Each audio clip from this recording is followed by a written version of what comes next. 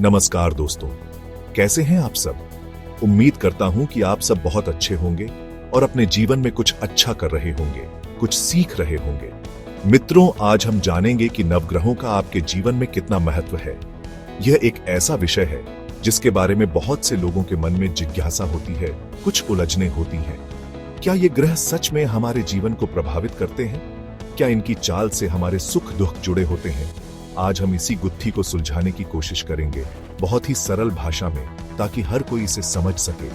देखिए, ज्योतिष एक बहुत गहरा विज्ञान है और नवग्रह इसके महत्वपूर्ण अंग हैं। ये सिर्फ आकाश में चमकते हुए पिंड नहीं है, बल्कि इन्हें ऊर्जा का स्रोत माना गया है, जिनका सूक्ष्म प्रभाव हमारे मन, शरीर और हमारे आसपास के वातावरण पर पड़ता है। जैसे मौसम बदलता है और उसका असर हम पर होता है, ठीक वैसे ही इन ग्रहों की बदलती स्थितियां भी हमारे जीवन में विभिन्न प्रकार के बदलाव ला सकती हैं। यह कोई अंधविश्वास नहीं है, बल्कि एक प्राचीन ज्ञान है जिसे हमारे ऋषियों ने गहन अध्ययन और अनुभव से प्राप्त किया था। आज इस वीडियो में हम इसी ज्ञान की रोशनी में यह समझने का प्रयास करेंगे कि ये नवग्रह आखिर हैं क्या और कैसे ये हमारे जीवन के विभिन्न पहलुओं, जैसे कि हमारा स्वभाव, हमारे रिश्ते, हमारा करियर और हमारी सेहत, इन सब पर अपना असर डालते हैं। हम इसे बहुत ही व्यावहारिक तरीके से देखेंगे, बिना किसी जटिलता के, ताकि आप अपने जीवन को और बेहतर ढंग से समझ सकें और सही दिशा में आगे बढ़ सकें। तो चलिए इस ज्ञान की यात्रा को शुरू करते हैं और देखते हैं कि ये नवग्रह हमें क्या सिखाते हैं। सबसे पहले बात करते हैं राहु की। राहु को ज्योतिष में एक छाया ग्रह माना जाता है, जिसका अर्थ है कि इसका कोई भौतिक अस्तित्व नहीं है, जैसे सूर्य या चंद्रमा का होता है। यह चंद्रमा के परिक्रमा पथ का उत्तरी कटान बिंदु है, लेकिन इसका प्रभाव बहुत ही शक्तिशाली माना जाता है। राहु को अक्सर अप्रत्याशित घटनाओं, भ्रम और सांसारिक इच्छाओं से जोड़ा जाता है। बहुत से लोग राहु का नाम सुनते ही डर जाते हैं। उन्हें लगता है कि यह हमेशा अशुभ ही फल देगा, लेकिन ऐसा बिल्कुल भी नहीं है।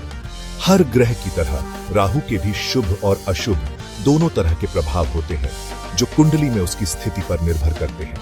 राहु जब कुंडली के कुछ विशेष भावों में स्थित होता है, तो यह अत्यंत शुभ फल भी प्रदान कर सकता है। ज्योतिष शास्त्र के अनुसार राहु तीसरे, छठे, 10वें और 11वें भाव में शुभ फल देता है। तीसरा भाव पराक्रम, छोटे भाई बहन और छोटी यात्राओं का होता है। जब राहु यहाँ शुभ स्थिति में होता है, तो व्यक्ति को अत्यधिक साहसी बनाता है। ऐसा व्यक्ति जोखिम उठाने से नहीं डरता और अपने प्रयासों से सफलता प्राप्त करता है। उसे अपने छोटे भाई बहनों से भी सहयोग मिल सकता है और उसकी संवाद क्षमता भी बहुत अच्छी हो जाती है। यह स्थिति व्यक्ति को लेखन, मीडिया या संचार के क्षेत्र में भी सफलता दिला सकती है। छठा भाव रोग, शत्रु और रण का माना जाता है।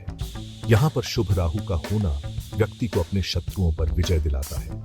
ऐसे व्यक्ति के विरोधी उसके सामने टिक नहीं पाते। यदि कोई कानूनी मामला चल रहा हो, तो उसमें भी सफलता मिलने की संभावना बढ़ जाती है। साथ ही यह व्यक्ति को प्रतिस्पर्धी परीक्षाओं में सफलता दिला सकता है और उसे रोगों से लड़ने की अद्भुत क्षमता प्रदान करता है। ऐसा व्यक्ति अपनी मेहनत और लगन से बड़ी चुनौतियों का भी सामना कर लेता है और उनसे पार पा जाता है।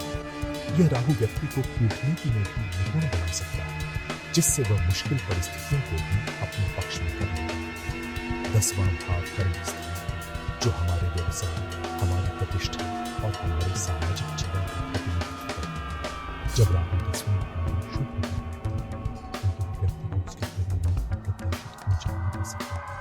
विशेषकर राजनीति, विदेशी व्यापार या तकनीक से जुड़े क्षेत्रों में यह बहुत सफलता दिलाता है।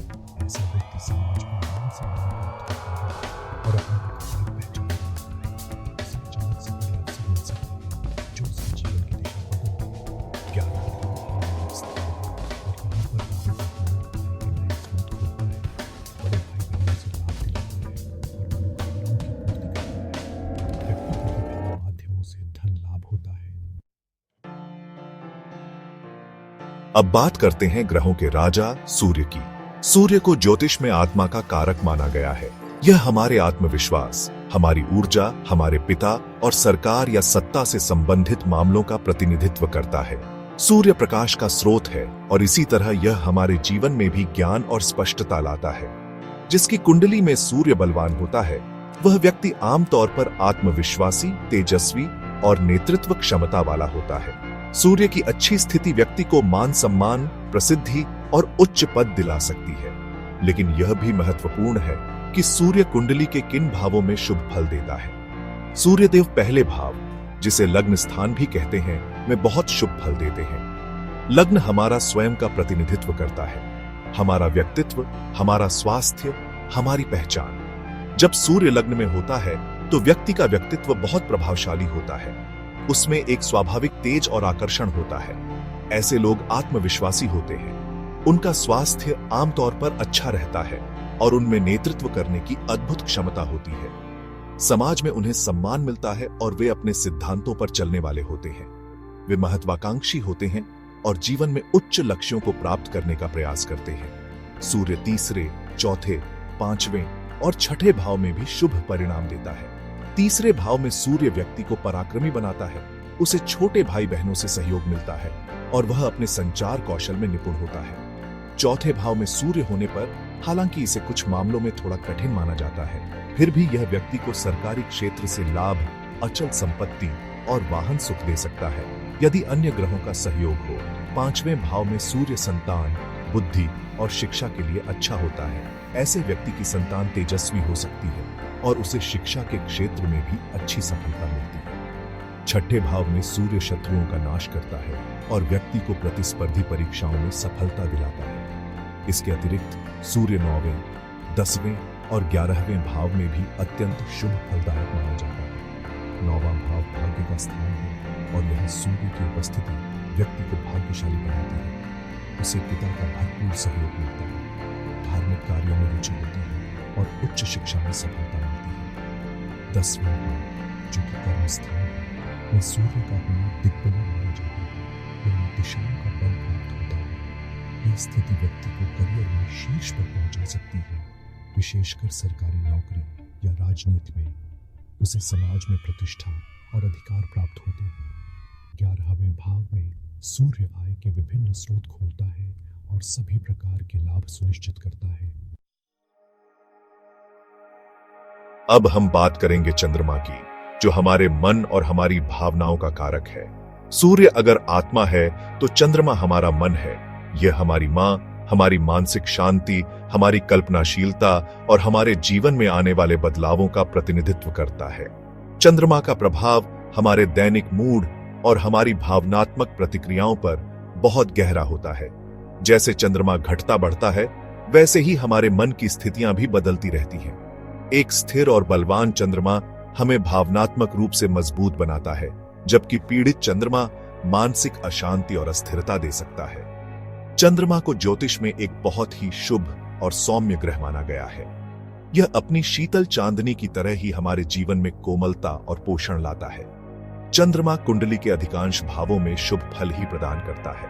हालांकि कुछ भाव ऐसे हैं जहां चंद्रमा का होना बहुत अच्छा नहीं माना जाता, और वे हैं छठा, 8वां और 12वां भाव। इन भावों के अलावा अन्य सभी भावों में चंद्रमा सामान्यतः अच्छे परिणाम देता है, बशर्ते वह किसी पापी ग्रह से पीड़ित न हो या कमजोर न हो। चंद्रमा की स्थिति हमारी मानसिक शांति और खुशियों के लिए बहुत महत्वपूर्ण होती है।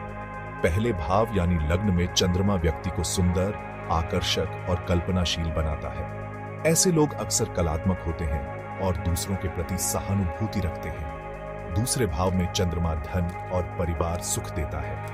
तीसरे भाव में यह छोटी यात्राएं और अच्छे संबंध बनाता है।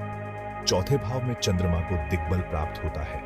यह मातृभूमि, मां और सुख सुविधाओं के लिए बहुत अच्छा होता है। 5वें भाव में यह अच्छी संतान, शिक्षा और रचनात्मकता देता है। 7वें भाव में यह सुंदर और सहयोगी जीवन साथी का संकेत देता है और साझेदारी में भी लाभ कराता है। 9वें भाव में चंद्रमा भाग्य को बल देता है, धार्मिक यात्राएं कराता है और उच्च शिक्षा में मदद करता है। 10वें भाव में यह करियर में सफलता दिलाता है, विशेषकर ऐसे क्षेत्र जो जनता से जुड़े हों, जैसे कि सेवा क्षेत्र, खाद्य पदार्थ या कला। 11वें भाव में चंद्रमा सभी प्रकार के लाभ और इच्छाओं की पूर्ति करता है। तो आप देख सकते हैं कि चंद्रमा कितना महत्वपूर्ण है हमारे भावनात्मक संतुलन और जीवन की समग्र खुशियों के लिए। एक प्रसन्न मन ही जीवन की असली पूंजी है और चंद्रमा इसी प्रसन्नता का प्रतिनिधित्व करता है। इसलिए चंद्रमा का कुंडली में शुभ और बलवान होना अत्यंत आवश्यक है। तो मित्रों, आज हमने राहु, सूर्य और चंद्र के शुभ प्रभावों के बारे में जाना और यह समझने की कोशिश की कि कुंडली के किन भावों में ये ग्रह हमें अच्छे परिणाम दे सकते हैं। यह ज्ञान हमें अपने जीवन को एक नई दृष्टि से देखने में मदद कर सकता है। यह समझना महत्वपूर्ण है कि ग्रह केवल संकेत देते हैं, अंतिम प्रयास और कर्म हमारे हाथ में ही होते हैं। ज्योतिष हमें मार्गदर्शन दे सकता है, लेकिन अपने जीवन को सफल और सार्थक बनाना हमारी अपनी जिम्मेदारी है। यह तो केवल शुरुआत है। नवग्रहों का यह संसार बहुत विशाल और गहरा है। बाकी ग्रह की जानकारी भाग 2 में हम आपके लिए लेकर आएंगे, जिसमें हम मंगल, बुध, बृहस्पति, शुक्र, शनि और केतु के शुभ प्रभावों पर विस्तार से चर्चा करेंगे। तब तक आप आज बताई गई बातों पर विचार करें, अपने अनुभव से उन्हें मिलाएं और देखें कि यह ज्ञान आपके लिए कितना उपयोगी सिद्ध होता है। ज्ञान का प्रकाश ही अज्ञान के अंधकार को मिटा सकता है। आशा करता हूं कि आपको आज का यह वीडियो पसंद आया होगा और इससे आपके ज्ञान में वृद्धि हुई होगी। अगर आपके कोई प्रश्न या सुझाव हैं, तो कृपया कमेंट बॉक्स में जरूर लिखें। हम आपके सभी प्रश्नों का उत्तर देने का प्रयास करेंगे। तब तक फॉलो करें, लाइक करें और सब्सक्राइब करें इंस्टाग्राम, यूट्यूब और फेसबुक पर, ताकि आप हमारे आने वाले वीडियो से भी जुड़े रहें। आपका सहयोग ही हमारी प्रेरणा है। धन्यवाद।